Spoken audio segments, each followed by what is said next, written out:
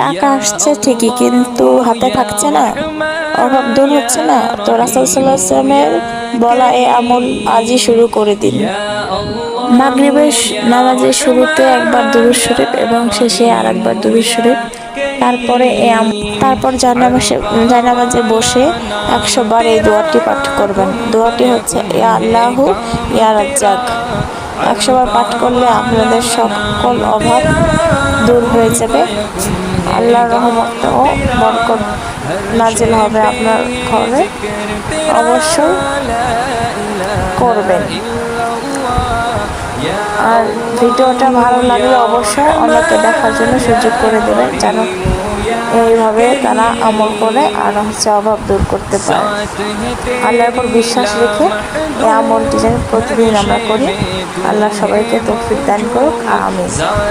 ভিডিওটি ভালো লাগলে কমেন্টে জানাবেন। ধন্যবাদ।